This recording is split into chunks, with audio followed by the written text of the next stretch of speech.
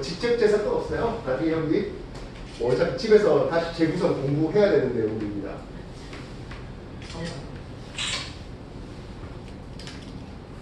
아니면 여러분들 뭐 단톡방에 올리던가.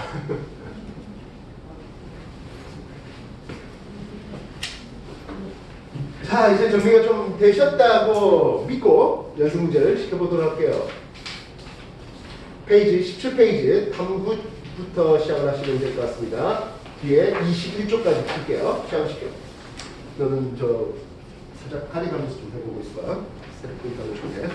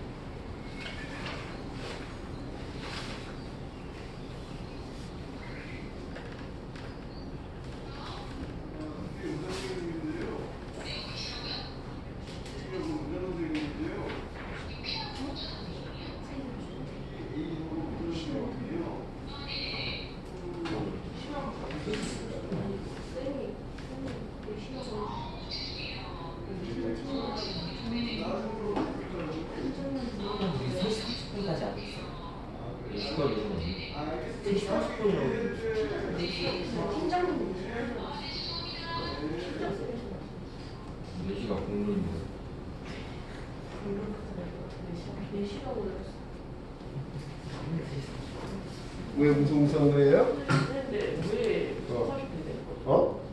난 잘 몰라요. 난 4시라고 알고 있는데. 4시라고 알고 있는데. 다 4시라고 알고 있는데. 근데 처음부터 좀 해주세요.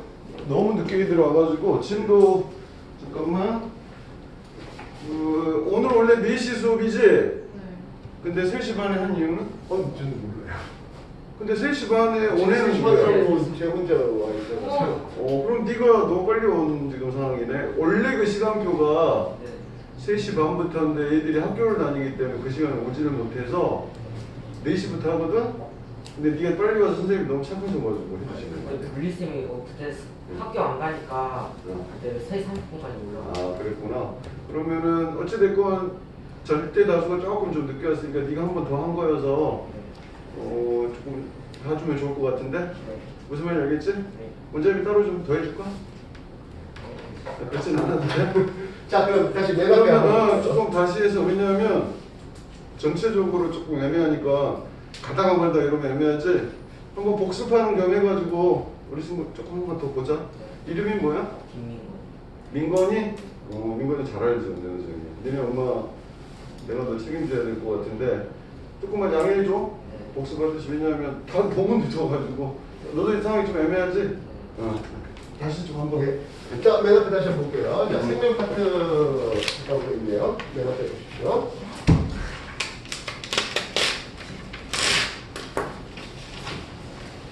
자, 기본적으로 우리가 생물을 특성하면서 많이 소개했던 내용들입니다. 이건 가장 대표였던 내용들이에요. 생명체는 첫 번째, 세포로 구성되어 있고 무시대사라고 각종 이런 얘기들이 있었습니다. 기억나실까요? 그래서 세포라는 건 무엇입니까 하면 생명체를 구성하는 구조적, 기능적 단위를 세포라는 이름을 씁니다. 생명체를 구성하는 구조적, 기능적 단위를 세포라고 부른다. 근데 이 세포 하나가 생명의 모든 기능을 다 담당하는 것을 단세포 생물이라는 이름을 쓰고요. 반면 세포들이 여러 개가 모여서 하나의 생명체를 구성하는 다세포라는 생물을 쓰고 있습니다. 물론 우리의 관점, 주된 관점은 누구라? 단세포가 관점이에요? 다세포가 관점이에요? 예, 당연히 다세포가 관점이죠. 그런데 어쨌든 금방 김에 단세포 생물부터 한번 나눠볼까 하겠습니다. 우리가 세포의 구조를 보면 그 안에 핵이 있는데요. 근데 핵이 있는 놈은 우리는 진핵이라고 불러요. 반면 핵이 없는 놈들도 없잖아, 있어요. 그래서 단세포 생물을 나누면 핵이 없는 원핵 생물과 핵이 있는 진핵 생물로 구분하고 수 있겠습니다. 원핵 생물 대표적인 거 하면 대장균, 포도상 구균 이렇게 뒤에 균자 붙는 것들이 대부분이에요. 균 붙다가 무조건 다 단세포 원액입니까 하면 아닙니다만은 대부분 뒤에 균자 붙는. 그래서 여러분들 폐렴을 일으키는 폐렴균 싹하는 그런 것들 보면 원핵 생물인 것을 볼 수 있습니다. 반면 진핵생물은 단세포 중에 진핵생물은 오히려 원생생물이라는 이름을 쓰기도 하는데요. 집신벌레, 아메바, 유글레나 뭐 이런 것들이 대표적인 진핵생물이 되고 있습니다. 여러분들 중학교 1학년 때 생물의 5개를 공부해 본 바가 있는데요. 그 5개 보면 맨 아래쪽에 가장 하다하다 하는 것이 누굽니까 하면 원핵생물계가 되고 있습니다.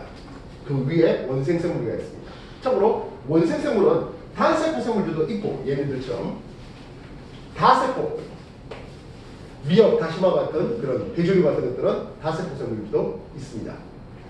그리고 기관의 구조가 잘 되어 있는 놈들로 식물계와 균계와 그리고 동물계로 구분하고 있습니다.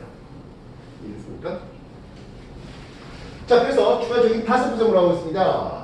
다세포 생물은 세포 하나가 생명의 모든 기능을 담당하는 건 아니라고요. 세포 하나 떡 떼가지고 살아납니까 하면 그러지가 않은 게 다세포 생물이 되고 있습니다. 그래서 다세포 생물들은 기본적으로 세포들이 모여서 조직, 기관, 그리고 개체를 이루게 되겠습니다. 식물한테만 있다 하면 조직계를 식물한테만 있게, 동물한테만 있다 하면 기관계가 동물한테만 있는 추가적인 단계가 될 수 있겠다고요. 이해됐습니까? 그래서 식물들을 보는데 식물의 가장 기본적인 세포들이었습니다. 염육세포라든지 이런 것들이 대표적인 세포들이 되고 있습니다. 조직을 보는데요. 식물은 몸의 모든 부분에서 분열하지는 않아요. 세포 분열이 일어나는 특정한 장소가 있네요. 식물에서 세포 분열이 일어나는 특별한 장소가 생장점, 뿌리 끝이라든지 줄기 끝에 있는 생장점, 그리고 줄기 가운데 있는 향성점, 이런 것들이 분열하는 조직 되고 있습니다. 나머지는 이제 영구 조직 분열하지 않습니다. 반면 동물은 온몸에서 다 세포 분열이 일어나죠. 그리고 관다발 조직계라든지 표피 조직계 이런 것들을 만들게 돼요. 그리고 식물의 기관으로서 잎, 줄기, 뿌리 이런 것들이 이제 대표적인 기관 할 수 있겠습니다. 꽃도 대표적인 기관 되고 있습니다. 그리고 그런 것들이 모여서 하나의 개체를 이루는 것, 이게 식물 분류학입니다. 별로 크게 중요하지 않습니다. 뭐가 중요하다? 동물 분류하는 게 중요해요. 왜냐면 오늘 다루는 건데요. 큰 단원이 동물의 에너지거든요. 동물들 역시 마찬가지 근세포라든지 혈구세포라든지 이런 세포들이 있겠고요.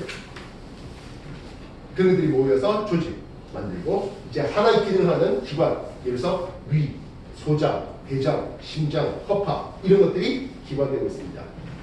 그리고 그 기관들이 모여서 기관계를 만드는데 오늘 수업의 하이라이트는 뭡니까 하면 이 다음 챕터가 뭡니까 하면 소화, 순환, 호흡, 배선 이거를 아우르는 내용이에요.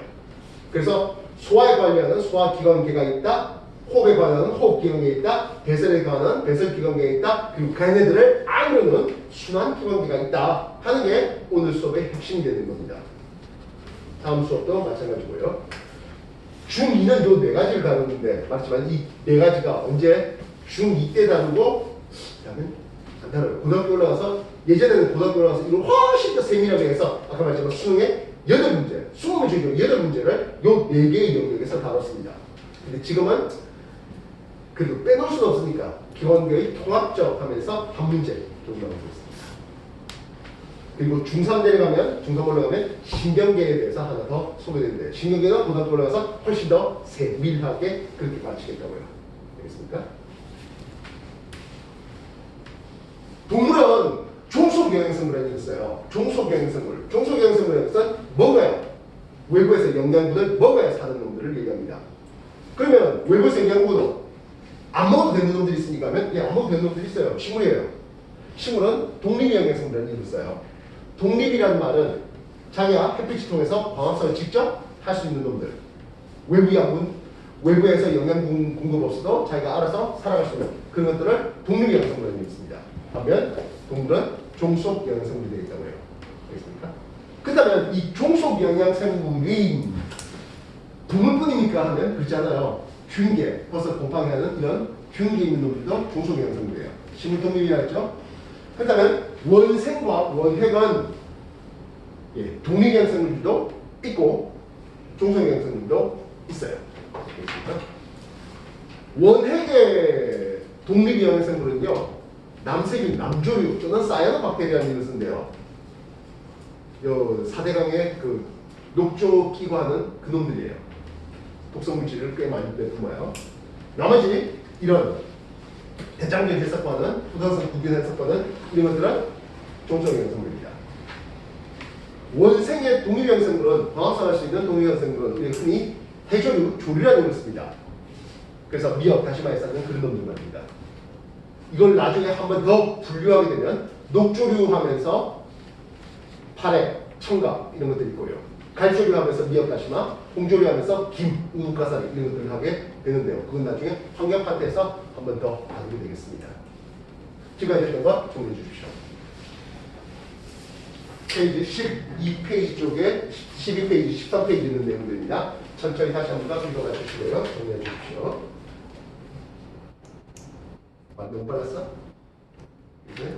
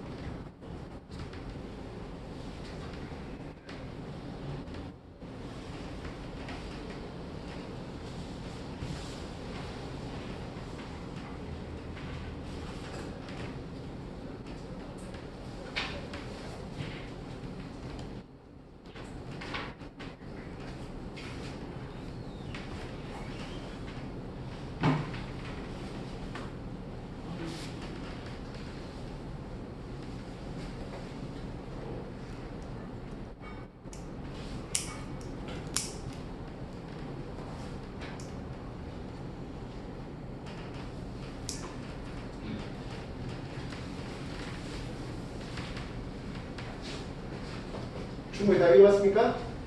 자, 뒷페이지 읽어보겠습니다. 종속 영양 생물이라는 이름을 썼다 했어요. 외부에서 양분을 먹어야 된다 했어요. 그지? 오른쪽에 영양소에 대한 내용들이 나오고 있습니다. 우리 몸은 이렇게 근육 운동할 수 있다든지 말할 수 있게 하는 이 에너지를 만들어야 되는 그런 영양소들을 우리는 주 영양소라는 이름을 씁니다.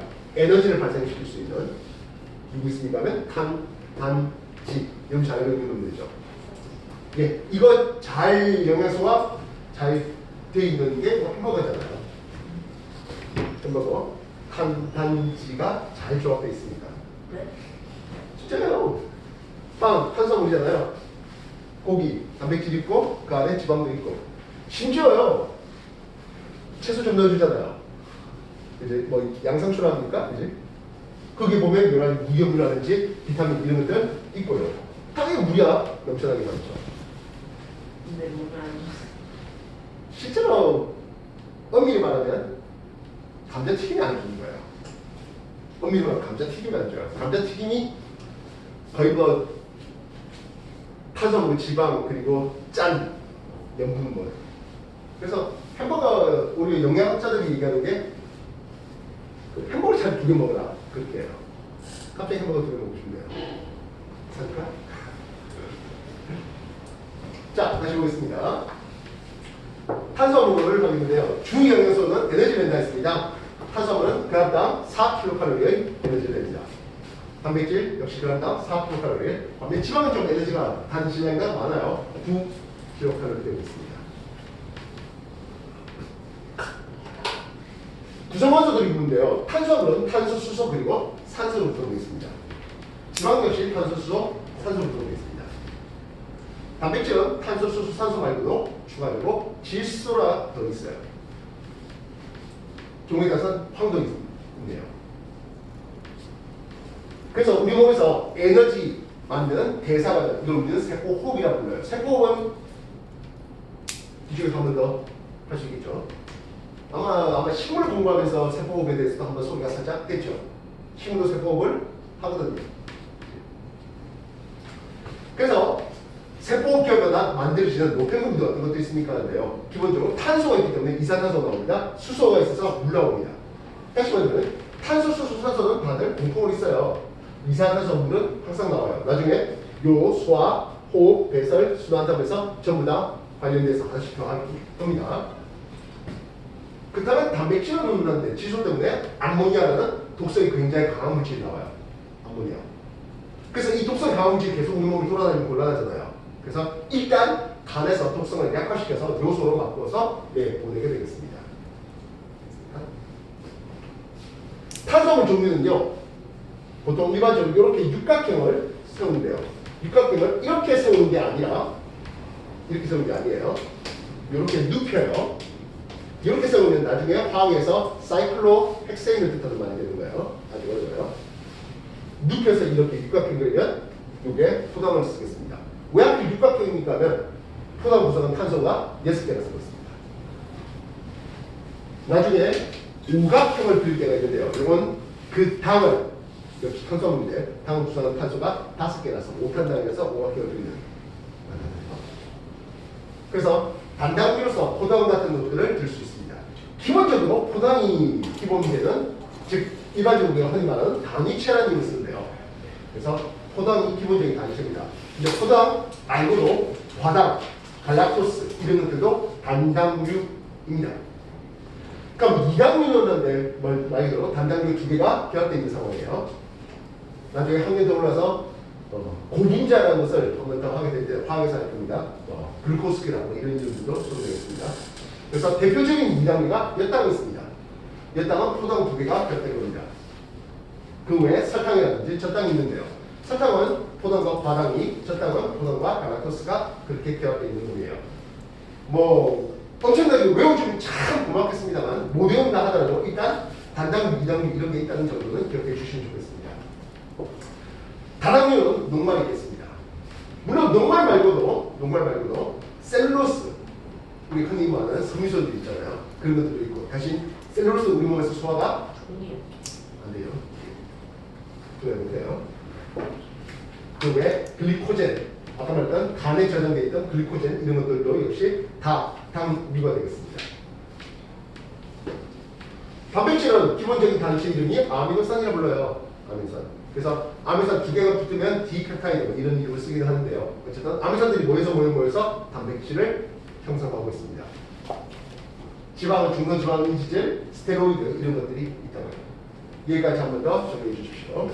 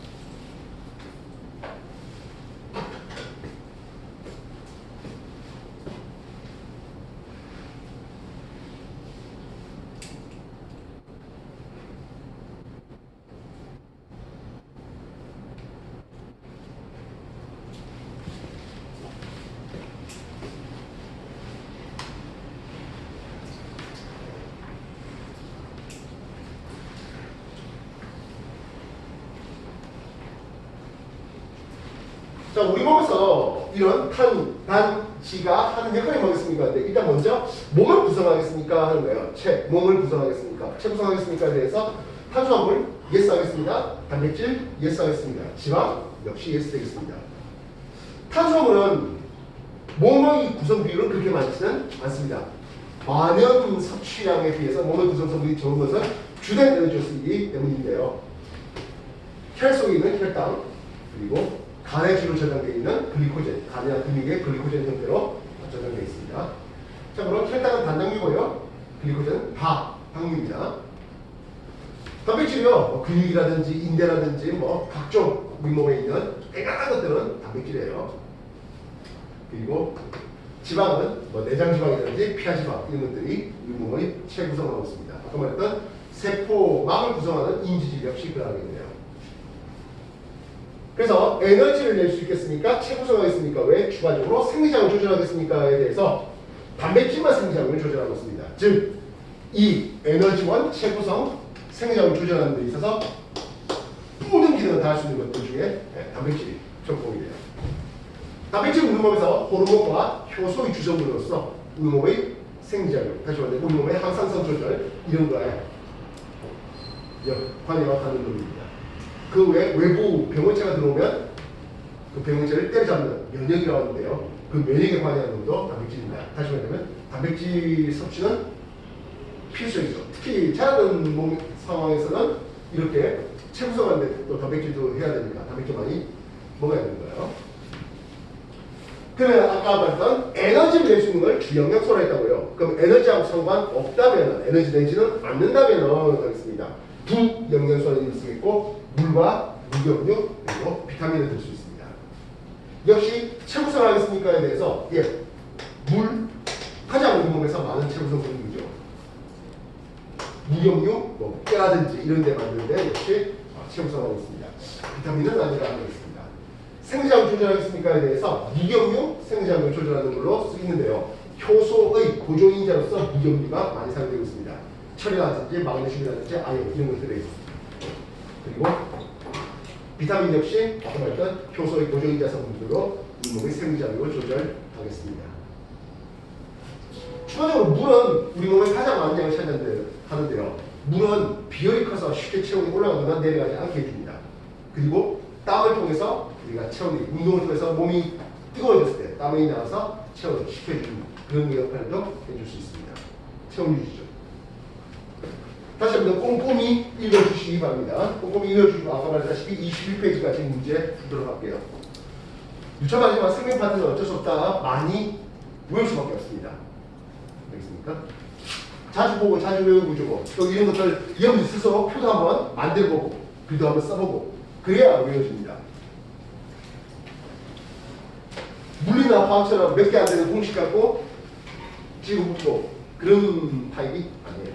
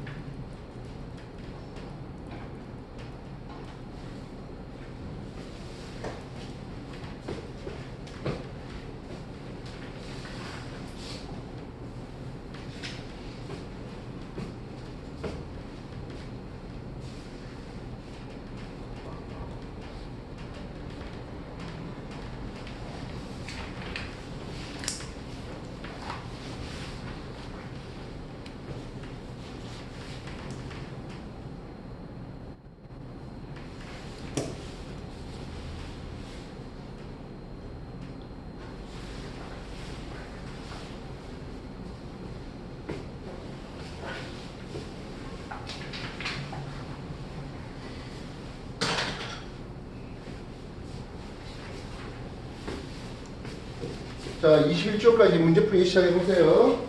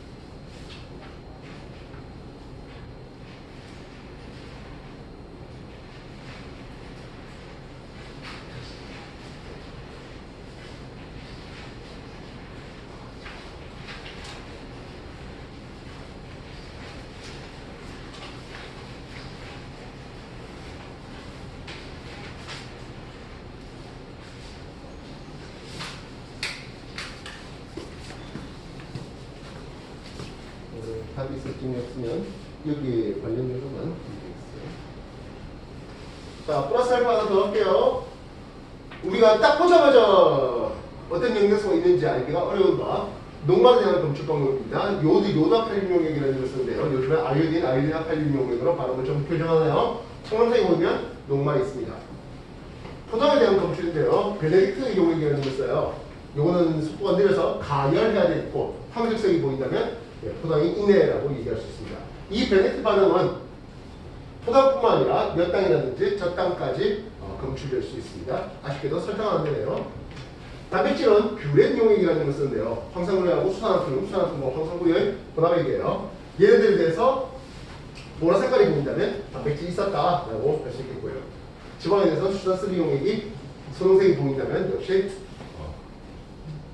지방이 있다 이렇게 할 수 있겠습니다. 그래서 우유를 보면 우유 녹말이 있을까요? 우유에 녹말이 없어요. 그럼 우유에는 당이 있습니까 하면 우유에 젖당이 있죠. 그래서 우유에 대해서 베네딕트 용액을 가하면 황색색이 보입니다. 우유에 단백질 있습니까? 근데 당연히 단백질 있죠. 특히 우리나라는 이제 그 단백질 함량에 따라서 우리나라가 아니고 중국이 단백질 함량에 따라서 우유값이 결정됩니다. 우리나라는 주로 유지방 함량에 대한 얘기들이 많죠. 지방, 말 그대로 유지방입니다. 우유 속에 지방이 있습니다. 그래서 우유를 하면은 아이오딘 반응 빼고는 다 검출되겠군요. 됐습니까? 21초까지 문제 다시 한번 풀어보세요.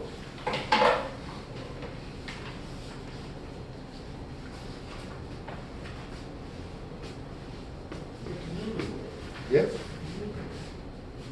미음, 죽. 근데 죽을 좀 더 묽혀서 만든 거. 즉 우리가 뭐 본죽 해서 그 전복죽 넣고 소고기 좀 넣고 하는 좀 훨씬 더 끈적한 거 말고 훨씬 더 묽어요. 그래서 소화시키기 어려운 사람들이 물 많이 넣어서 푹 끓여서 그렇게 미음을 만든 거예요. 죽이에요.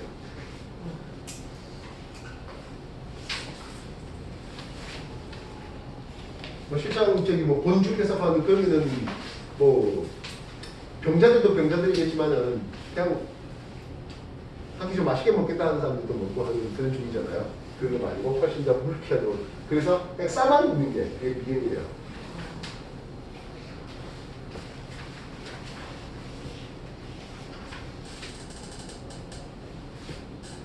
(21초까지) 다 풀었습니까? 수능 중이에요? 알려보십시오. 예, 보세요. 인공의 기원계, 소화, 호흡, 배설, 순환에 관여하는 그에 뼈에 관여하는 골격이라든지 신경 이런 것들도 있죠. 좀 모든 걸 우리가 다 외우게 할 수는 또는 내가 여기다 기록할 수는 없는 바. 어쨌든